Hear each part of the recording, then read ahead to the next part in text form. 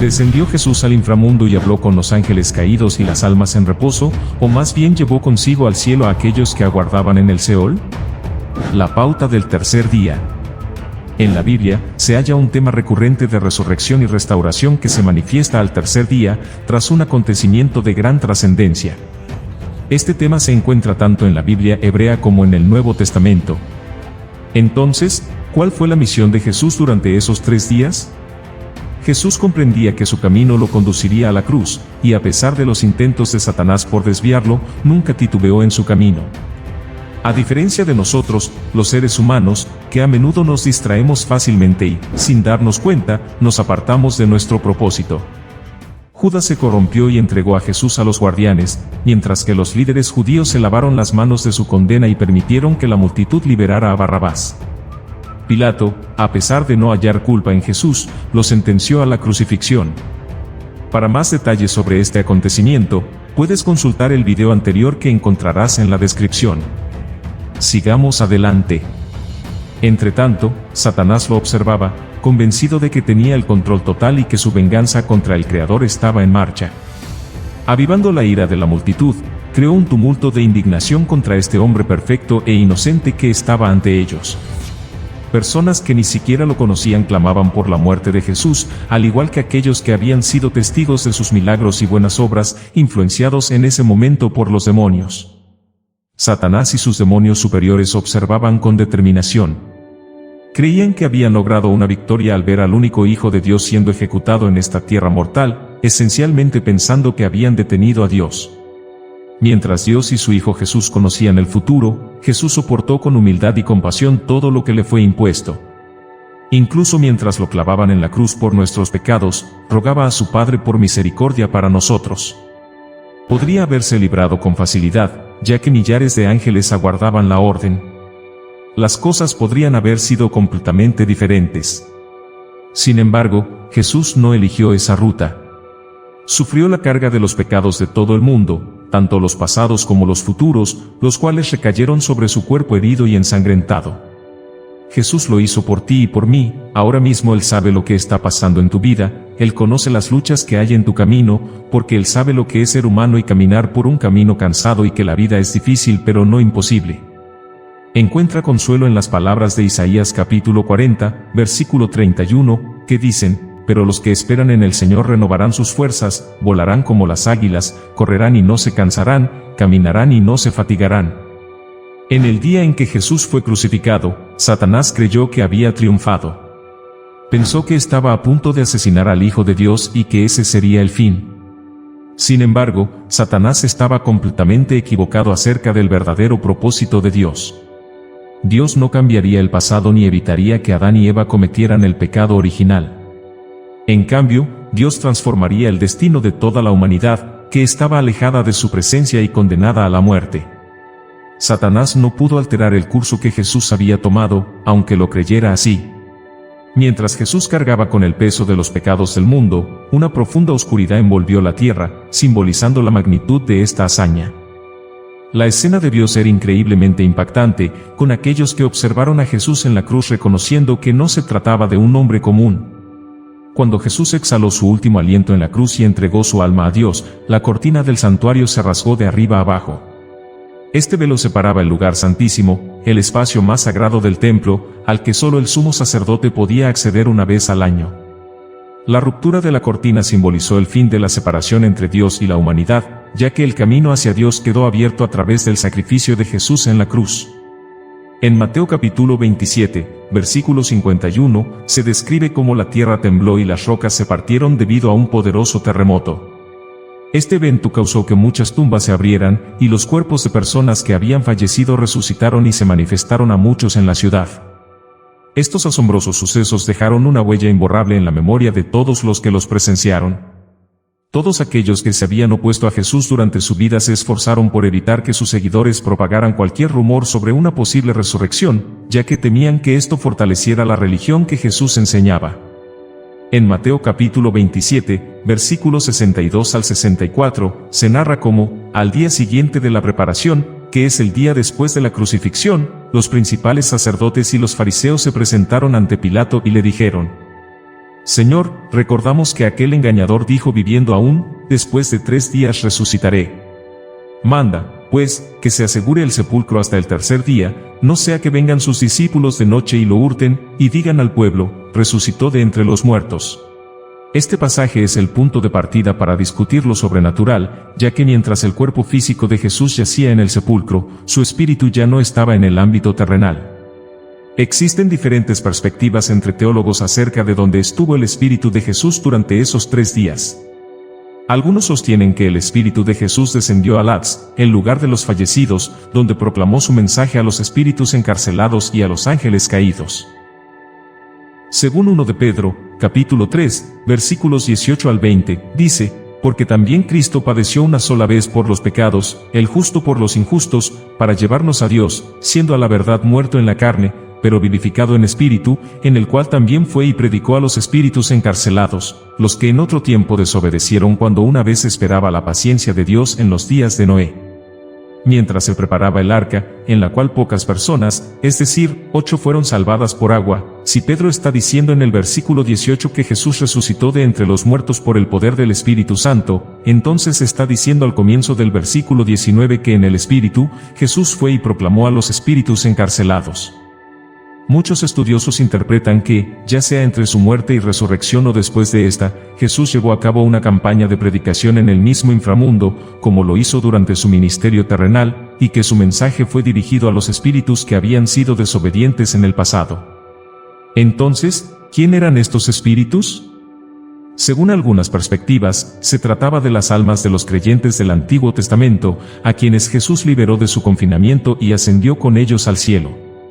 Para ellos, el mensaje de Jesús sobre su muerte y resurrección representaba una noticia redentora. Por otro lado, algunos consideran que estos espíritus eran almas condenadas que previamente habían desafiado la advertencia de Noé hace milenios. Para estos individuos, la proclamación de Jesús confirmaba su condenación, ya que él declaraba su victoria sobre ellos y todos sus enemigos mediante su sacrificio y resurrección.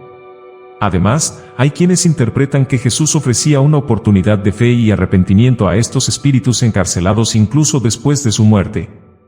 Sin embargo, existe otra perspectiva en la interpretación de las palabras de Pedro y el protagonista del versículo 19.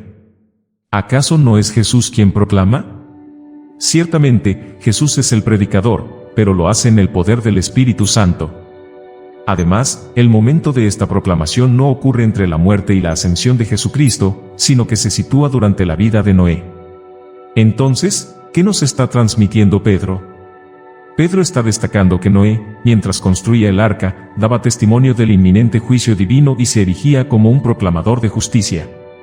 Como Pedro menciona en su segunda carta, Noé predicaba impulsado por el Espíritu Santo, ese mismo Espíritu al que Pedro anteriormente llamó el Espíritu de Cristo. Primera de Pedro versículo 11 dice: Pero los hombres y mujeres de la generación de Noé, a pesar de la paciencia de Dios al retrasar el juicio, rechazaron esa proclamación debido a su desobediencia anterior.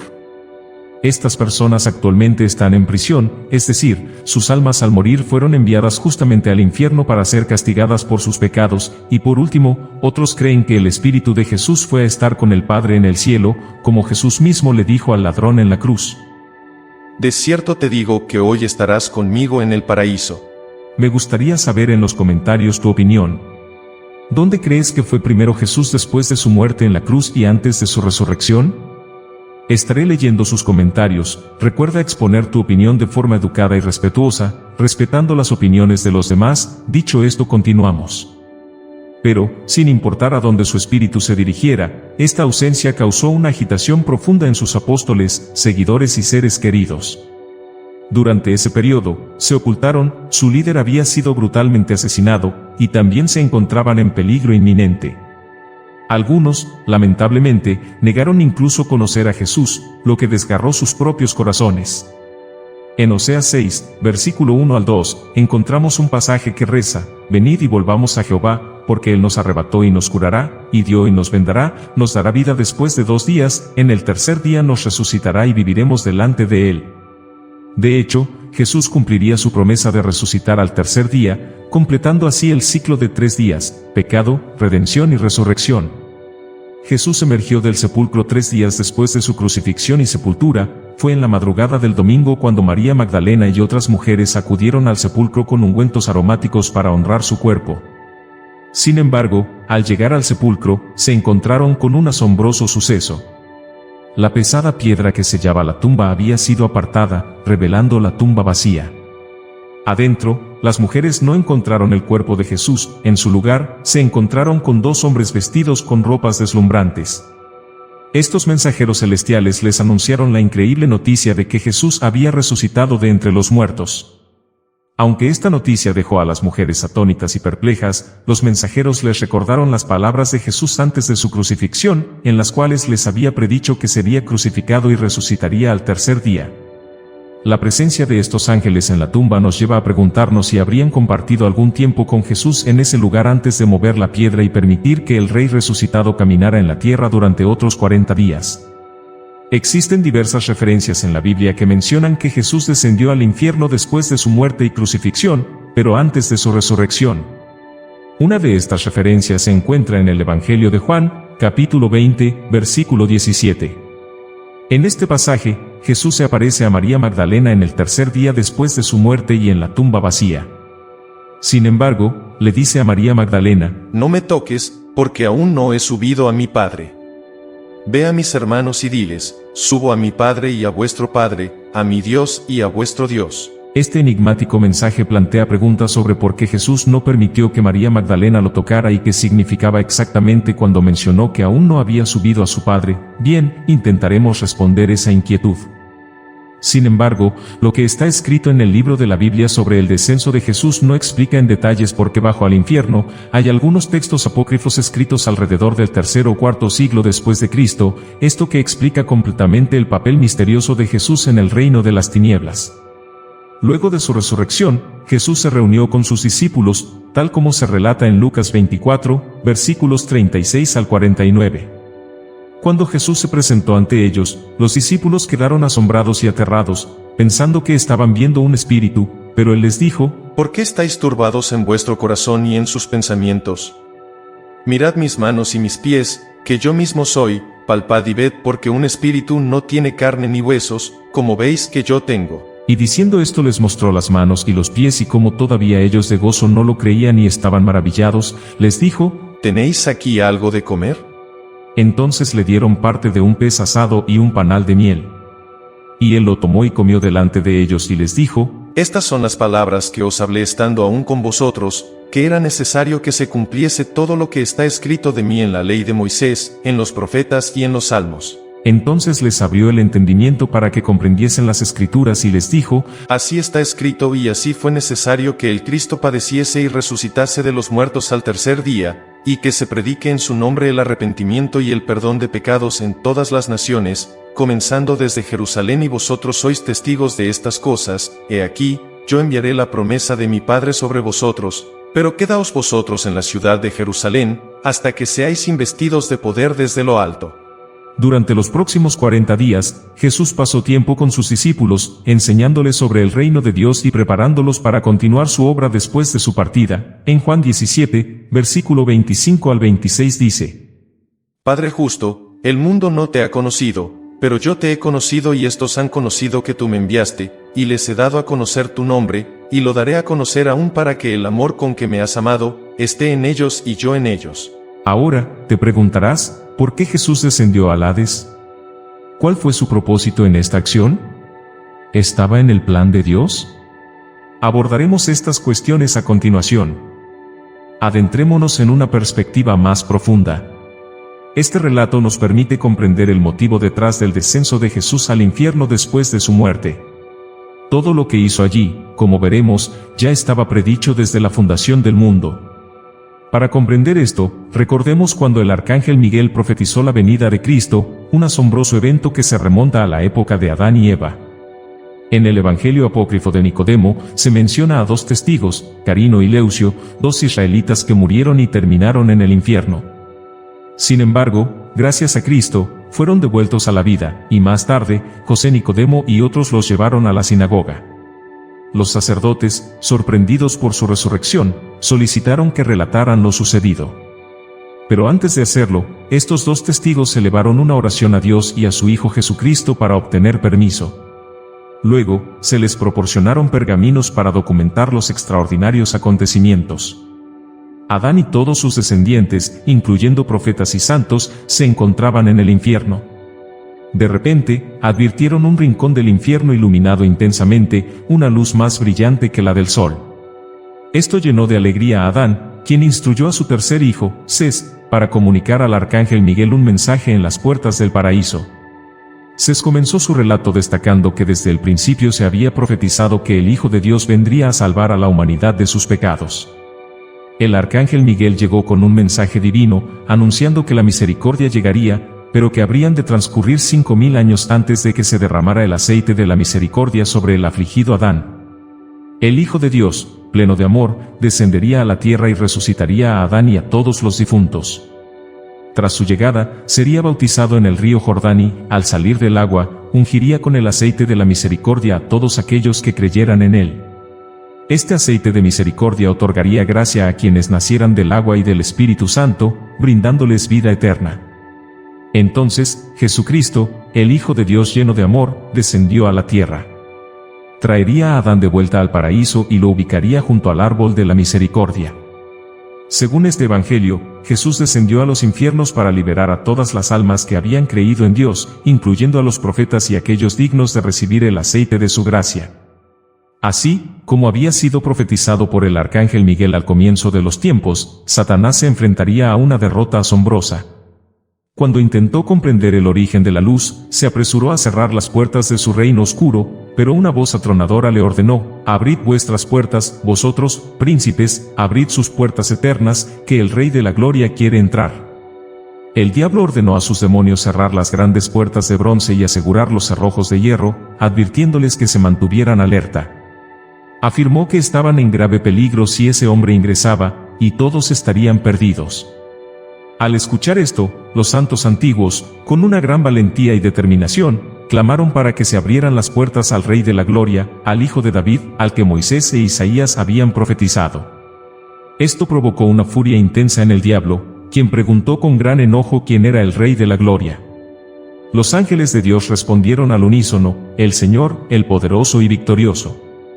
En ese momento, las gigantescas puertas de bronce se hicieron añicos, y aquellos que habían estado encadenados por las ataduras de la muerte se levantaron. La presencia de Jesús, representado como el Rey de la Gloria, iluminó todas las cuevas de la furia. El ingreso de Jesús al infierno, según el Evangelio de Nicodemo, resultó en la ruptura de las cadenas que no podían romperse. La virtud invencible del Salvador penetró hasta las profundidades de las tinieblas, llevando socorro. En las sombras de la muerte, los pecadores vieron cómo todas las legiones demoníacas, con gran temor, se unían en una pregunta unificada: ¿quién eres tú, tan pequeño y tan grande, tan humilde y tan elevado?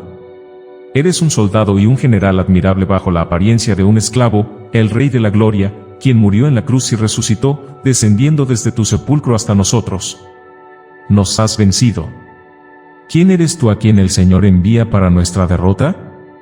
Entonces Jesús condena a Satanás. El príncipe Satanás quedará bajo la potestad de la furia por los siglos de los siglos, en lugar de Adán y de sus hijos, que me son justos. Luego de esto, Jesús llamó a todos los santos y los hizo a su imagen y semejanza, que fueron condenados ellos gozosos, le claman y le adoran. Les dijo que ellos habían sido condenados por el pecado y por el diablo, pero ahora verían a la muerte y al diablo condenados por el madero, el sacrificio de Jesús en la cruz. Todos aquellos llamados por Jesús se colocaron bajo su guía, y tomó la mano de Adán. Jesús les dijo: «Pasa, tú y todos tus hijos, mis justos». Los santos, incluyendo Adán, comenzaron a alabar y glorificar a Jesús, rogándole que ponga en el infierno el signo de la victoria de su cruz, para que la muerte no tenga más dominio. Jesús trazó el signo de la cruz sobre Adán y, con ellos, salió del infierno, llevándolos hacia el paraíso. En el paraíso, encontraron a dos ancianos con forma humana: Enoc, quien fue llevado allí por orden divina, y Elías, que fue arrebatado en un carro de fuego. Estos dos profetas contaron que estaban siendo mantenidos allí para la venida del Anticristo, armados con enseñanzas divinas y preparados para enfrentarlo. Juntos lo derrotarían en Jerusalén y, después de 3 días y medio, resucitarían y serían elevados vivos a las nubes. Carino y Leucio no siguieron contando más nada, ya que esto era lo único que tenían permitido confesar. Al terminar de escribir, entregaron las resmas a los sacerdotes e inmediatamente quedaron transfigurados, vestidos de un blanco deslumbrante y allí desaparecieron para siempre. Este relato se vincula con lo que el Evangelio de Mateo menciona sobre la resurrección y aparición de muchos santos el día en que Jesús resucitó de entre los muertos. Mateo, capítulo 27, versículos 52 y 53 dice: Allí se abrieron los sepulcros y muchos cuerpos de santos que habían dormido, se levantaron y saliendo de los sepulcros, después de la resurrección de él, vinieron a la santa ciudad y aparecieron a muchos. Al terminar, ambos escritos resultaron ser idénticos en extensión y contenido, sin ninguna diferencia. La gente exclamó que esto solo podría ser obra de Dios y bendijo al Señor Jesús por los siglos de los siglos. Así, se cree que Jesús descendió al infierno para derrotar al diablo y rescatar a las almas justas y creyentes. De este modo, aquellos que sigan su camino no tendrán que enfrentar el tormento del infierno, sino que podrán disfrutar de la vida eterna. Hemos llegado al final de esta asombrosa historia. ¿Qué opinas de este relato? ¿Crees que Jesús descendió al infierno para predicar el Evangelio o para liberar las almas de los justos? Espero tus comentarios. Si te ha gustado este video, no olvides darle me gusta, suscribirte al canal y activar la campanita para no perderte nuestros futuros videos. Déjame saber lo que opinas de este asombroso relato de la muerte y resurrección de Jesús y su ida al mismo infierno. Dios te bendiga. Hasta el próximo video.